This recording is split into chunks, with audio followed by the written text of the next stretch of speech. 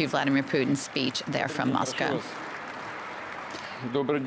Good morning, everybody, ladies and gentlemen, senators, members of parliament, members of the Duma, citizens of Russia.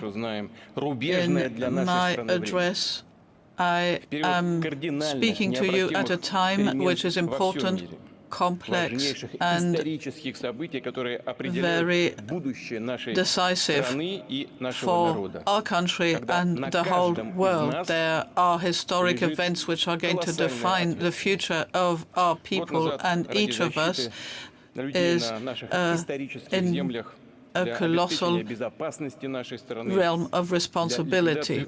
A year ago, for the safety of our country and the safety of our citizens in some of the territories of Ukraine, since 2014, there had been the occupation of those regions.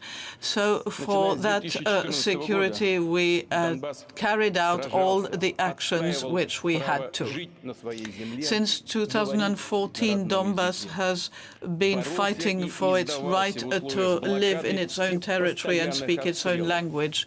It refused to give way to the blockade of hate of the Kyiv regime and was hoping for aid from Russia, and were waiting for it. They believed that we would come. However, we were doing everything we could to solve that problem in a peaceful way. We were patient. We carried out negotiations to avoid getting into this harsh conflict. But behind our backs, another scenario was unrolling. The European leaders and Western leaders were in fact acting so that time would be bought, so that the possibility of the Kyiv regime would occur, that with political assassinations and other humiliations in the Donbass. In the Western schools, the military Western schools, the idea was to start providing weapons and training special forces. There were negotiations between Kyiv and the Westerners so that air defense systems would be provided and other heavy weapons. And the Ukrainian regime went as far as asking for aid from nuclear weapons, and the Western powers were organizing secret laboratories for biological weapons, and they were getting ready to provide everything needed to Kyiv for a big war. And this is what is now happening. They've done this completely shamelessly. In the same form, the format of Normandy was just a bluff. Blood was being shed in the Donbass, and Russia was trying to find a pacific solution. While life and death was occurring for people out there with false cards. A lot of decoys and destruction. They destroyed Iraq, Libya, Syria, and it's a shame that they'll never be able to free themselves from the notions that honor is being trod upon. They think they can go on despising the whole world and despising their own countries. They also have cheated their own people by claiming that they were trying to seek peaceful solutions, including at the Security Council for the Donbass But all this was just a pack of lies and a systematic disinformation. In fact, it's not just us and our interests to stop this distinction between countries which are so-called civilized in the world and other ones, and to use that to allow them to be even more aggressive. We were ready to have an open dialogue with the Western world. We needed a security system to be found together, and we wanted to work on it. And the answers we got were either hypocritical or confused. And on the contrary, they were moving NATO closer to our borders.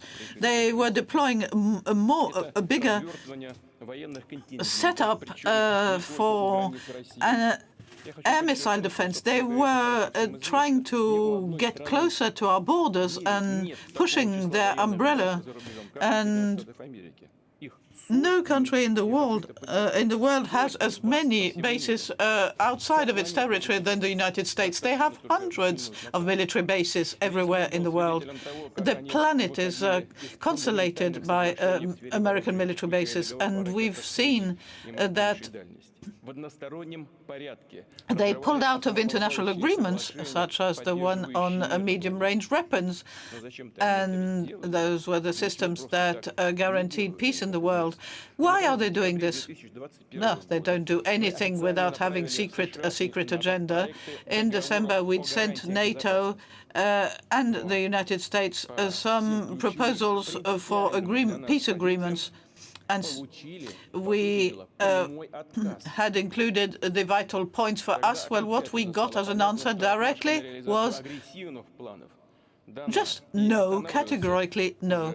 And that means that they had already agreed among themselves for aggression and threat for it to go on, and for that situation to escalate. In February 22, we launched a punitive action in the Donbass, and that corresponds to the 2014 action against Donbass. We remember what happened then when Donetsk was attacked, not just Donetsk, but other cities. In 2015, they tried again. They attacked Donbass, and they pursued the blockade, and this was against all the resolutions of the Security Council, and it was still done.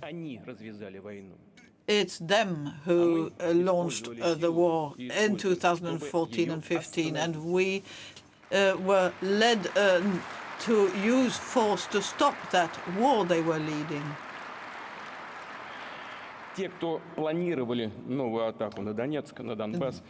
Those who thought of a new attack on Lugansk or Luva or Donetsk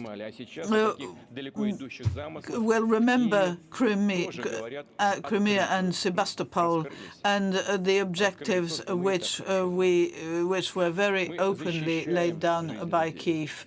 We know full well what we are doing. We are defending the life of people, the life of our men, and the Western world has already spent more than $50 billion to support Ukraine and Kyiv, and in 2021 only 61 billion were spent to support the poorest countries in the world. So 150 against 60.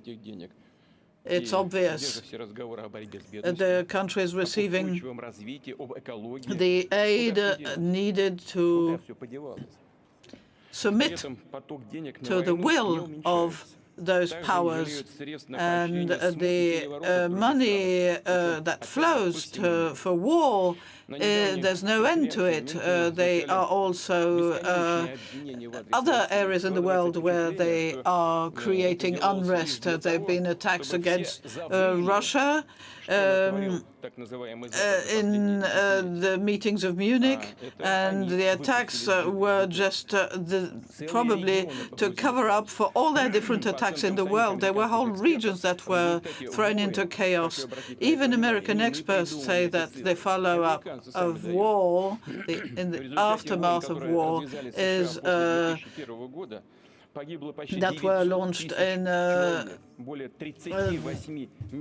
have led to 900,000 people dying and 31 million people being refugees around the world. And that is such a state of things that people had to forget about it, but nobody will forget. So these tragedies триллионы долларов. Возможность и дальше обкрадывать всех, прикрываясь словами о демократии и свободах. Not something that can be put aside. There are millions of dollars which are spent to set up systems which are supposed to be democratic in the world, and in fact they're just other authoritarian systems. We have to they have to give, to paint the enemy black so that their own corruption scandals can be covered up and forgotten, so that their internal economic problems are put aside. At the beginning of the 20th century, the Western world had plans and actions which opened the path to Nazism, and it is now a pattern that is happening again. Destruction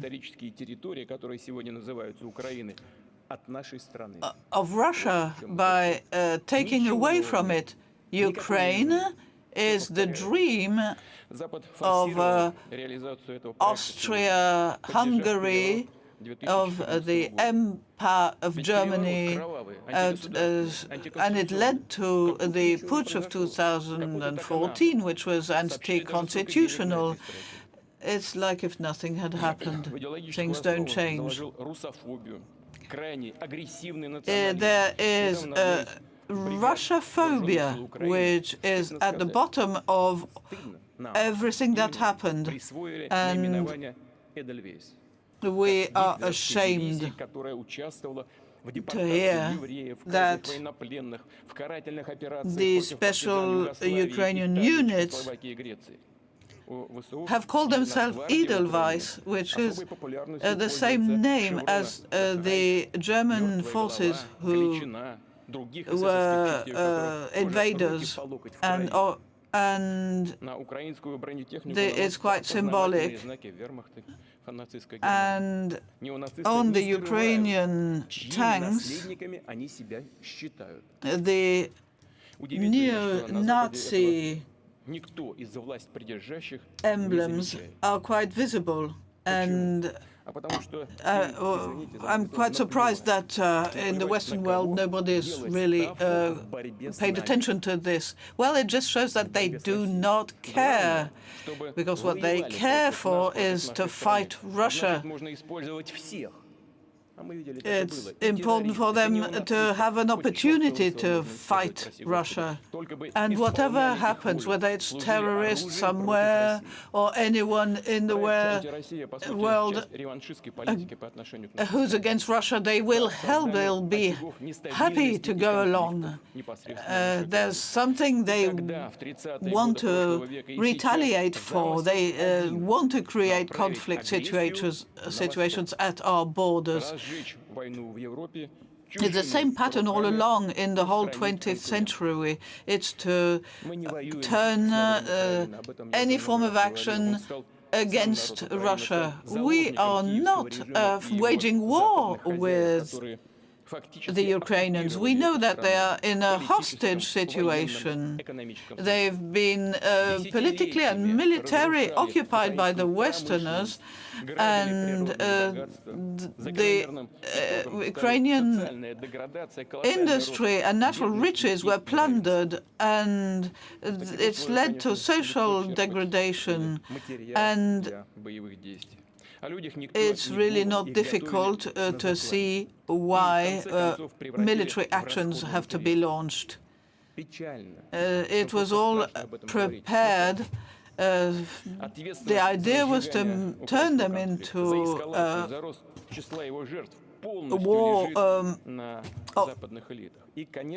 victims, and the responsibility of the Western elites, military elites, of a lot of foreigners to the Ukrainian regime. They are not trying to support the interest of the Ukrainian people. They are just using this as a butthead against us.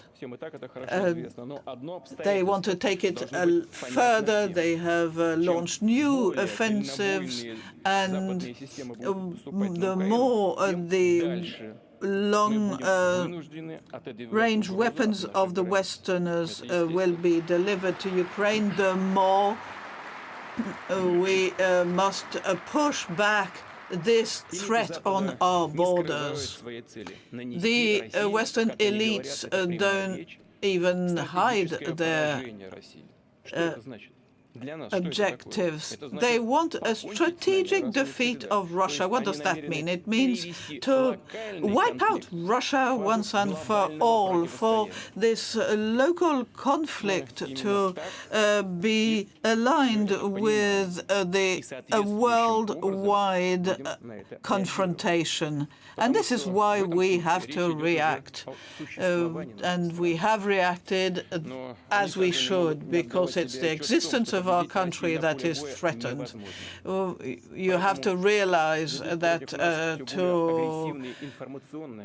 bring Russia down militarily is impossible. That is why they attack us on the field of the press or the media. They try and influence young people. They pervert historical facts to change history and show us under a different light. What are they doing with their people? They're talking about destruction.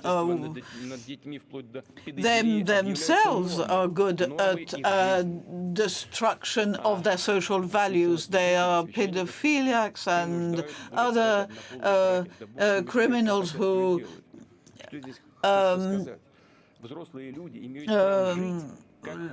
practice. There are homosexual marriages which are perfectly allowed over there. And of course, when I'm not trying to suggest we should interfere in people's private lives, but just look at what it says in the scriptures, in all religions of the world. Family is the alliance between a man and a woman, and not between same-sex people.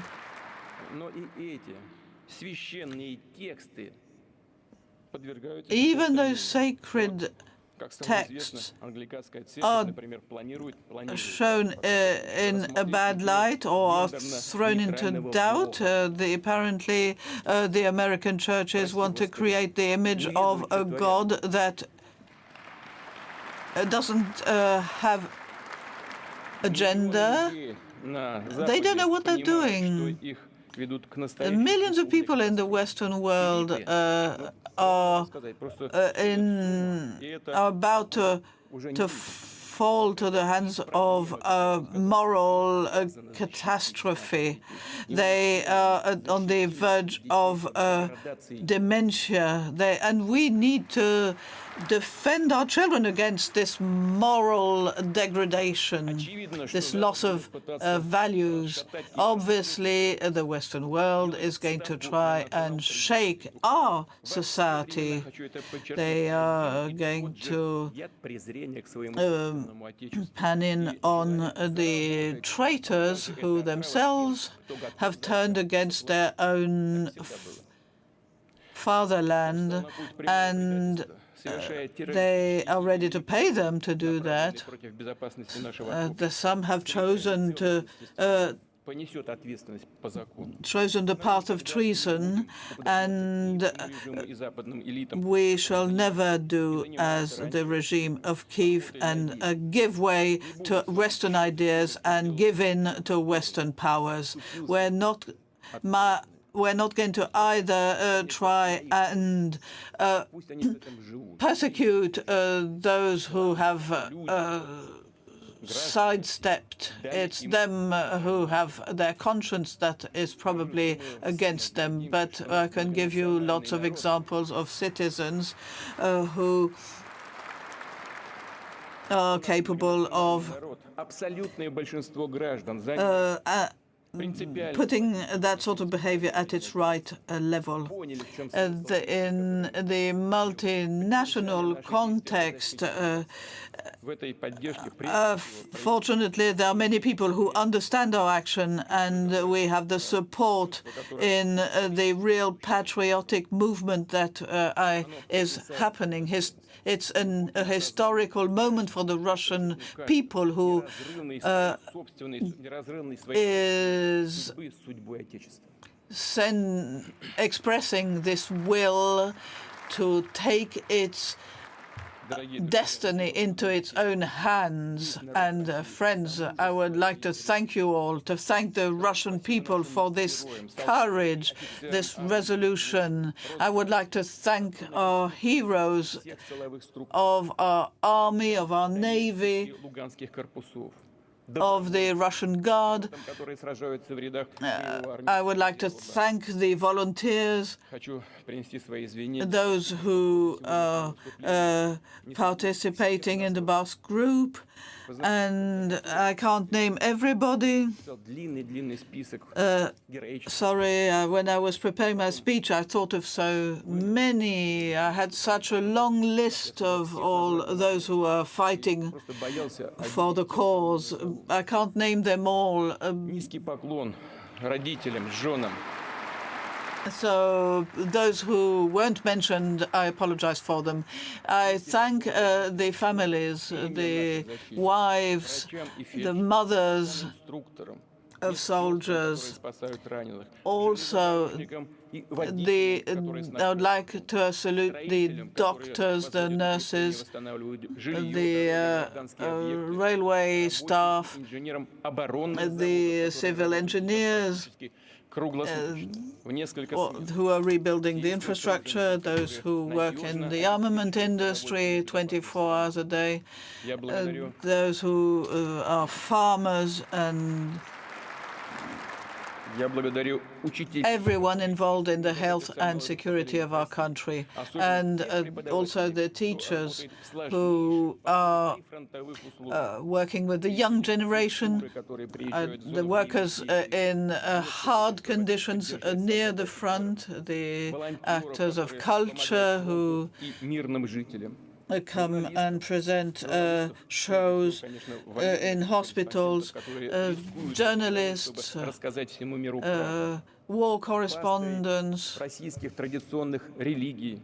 who tell the world the truth, and also priests and heads of various religions who help the fighters, entrepreneurs who also do their professional duty, civic, human duty. I'd like also to thank more especially the inhabitants of the Donetsk, Lugansk, and Kherson regions, because you yourselves, you took a referendum for your future. It was not easy. You were close to the combat, but nothing is stronger than a resolution as expressed in that way to be in your country, Russia. We've started and we shall go on.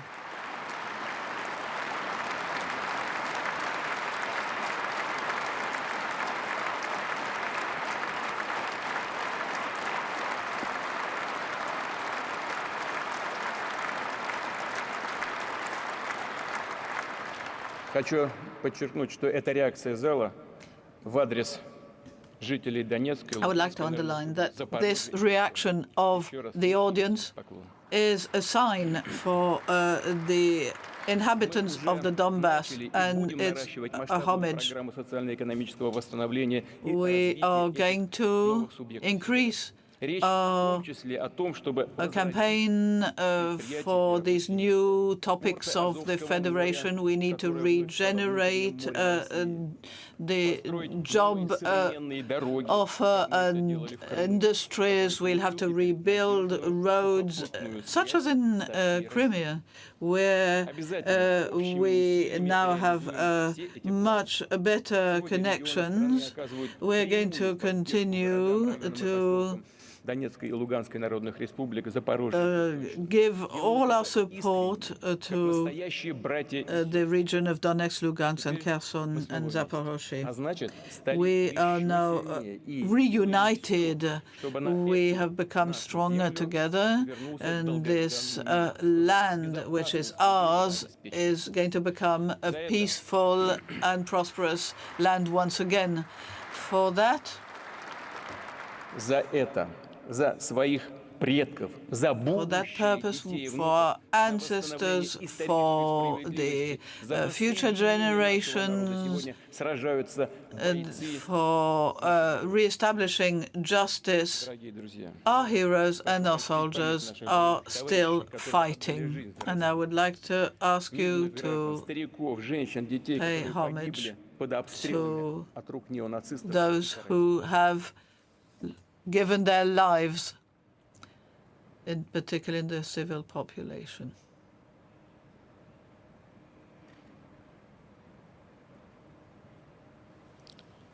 Спасибо. Thank you. Мы все понимаем. Я понимаю, как невыносимо тяжело сейчас женам, сыновьям, дочерям павших, how difficult it is for the spouses, the children of the people who gave their lives for the cause. It's like in the big patriotic war when we fought Nazism. There is a spirit of sacrifice and a high spiritual level. We need to support those who've lost their dear ones. There's a generation of fighters who gave their lives, who need to be supported, to whom we should pay tribute. We need to create a fund, a national state fund to give personal help to all the members of the families of victims of the special military operation. It will be a help which can be medical or psychological or social, or help for holidays or sports or training, vocational training. This fund will allow support to be given for those who are disabled, for their lives to be improved. So all this needs to be set up, and this new fund will operate as simply as possible with a single window to support each of the families of the victims.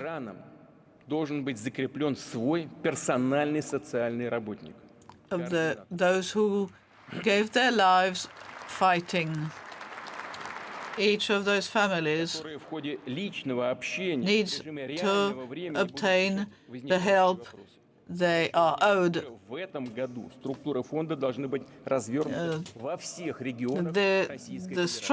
The setup of this fund will be deployed in all the regions of the Federation of Russia. Already there is some help for the former combatants of the big war, and this new fund will take care of the victims of the special operations and will be done with the help of the regions and the municipalities, who will have to list the former combatants who are in their district, so that everyone gets the help they need. We also need to go to the front line to carry some help of that type.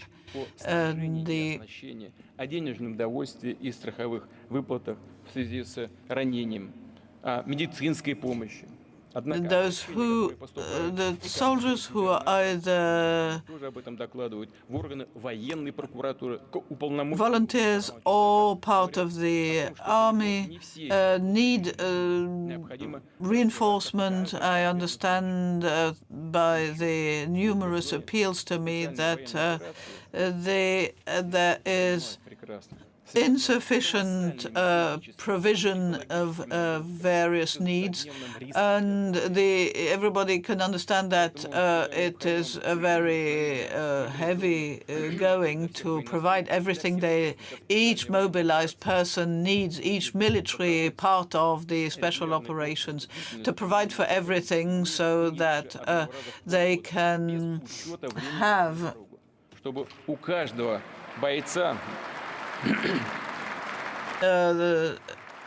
some rest time of at least 2 weeks every 6 months. Every soldier should be able to come back for 2 weeks every 6 months. That is fair. Dear colleagues, we have a plan for this.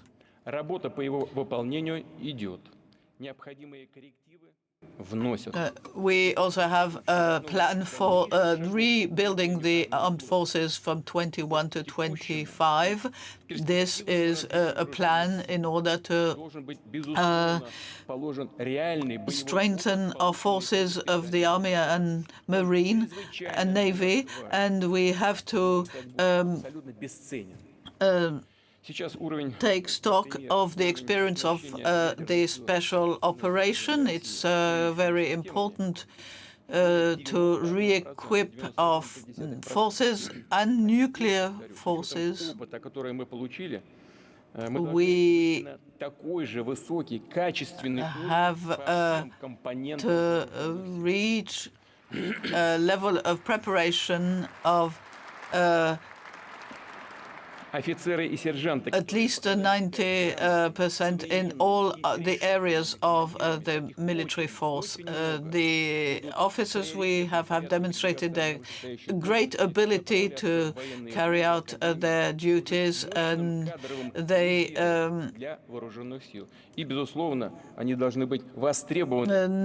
however, they need to get further training. This is quite necessary in the military area as well as in civilian forces, in all the decision bodies.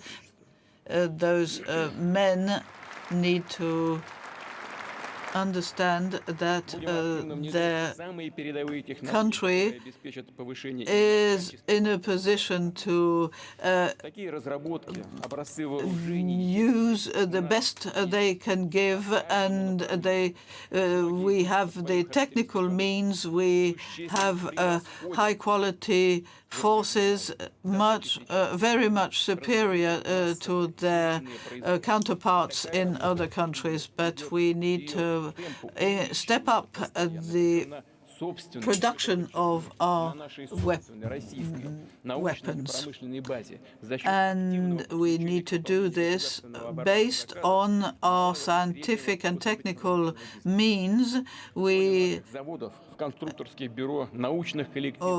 will have more procurement by the army. Our industry armament uses young talent from people who, in line with our tradition, will do everything they can towards the victory. We're going to reinforce the workers' collectives. We're going to increase the salaries so that the armament industry can provide housing to its staff at prices which the government will subsidize.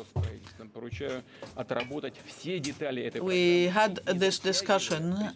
This program needs to be developed, and we're working on it in full detail so that the subsidized housing is developed in the cities where the armament industry is based, and also where research and development are carried out. It's not exactly a military action. It's not what the Western world thinks. They launched economic attacks against us, but they haven't achieved anything. The sanctions actually punish those who have declared them. In those countries, they are having to close their industries, and they say all the time it's because of the Russians. But what means were used in this aggression? They tried to cut the links with the Russian enterprise. They use misinformation to prevent our companies from selling to them. There's been actually a theft of our reserves in international currencies, and they said themselves, we need them to suffer, but in fact their own citizens are suffering. They want to make us suffer, make our citizens suffer. They want to destabilize us, but they got it wrong.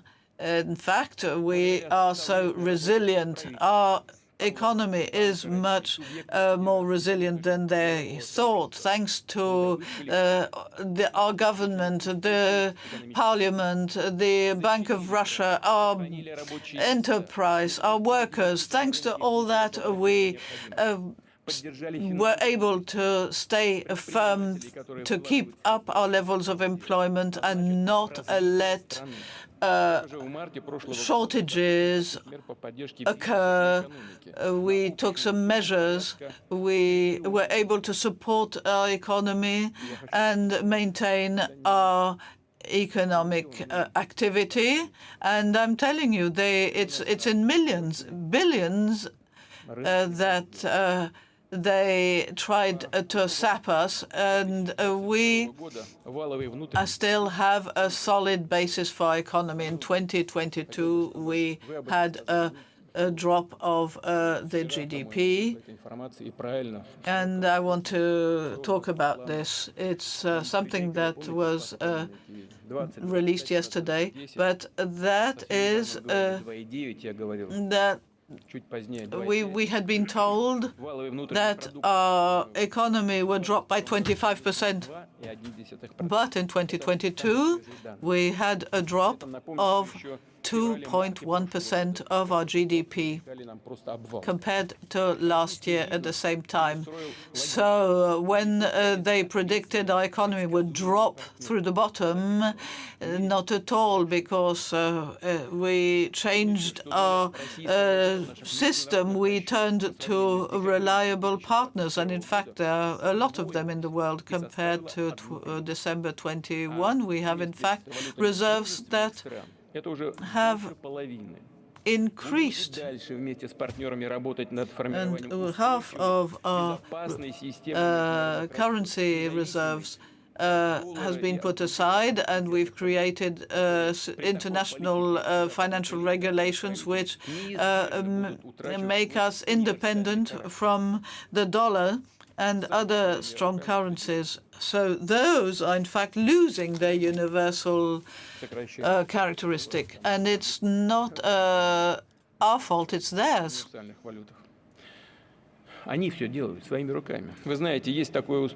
Themselves. They did it to themselves. And you know the expression, butter or guns. Of course, the defense of a country is the most important. We mustn't repeat the errors of the past and let our war economy sag. And we need to have the conditions for a safe development of our economy. And we're still continuing along those terms and that logic. Так, многие базовые, подчеркну, именно гражданские отрасли отечественной экономики за прошлый год не только не сократили, а значительно нарастили производство. Industrial sectors were not only didn't lose, but they have extended and strengthened. And we've just been listening to the Russian President Vladimir Putin there.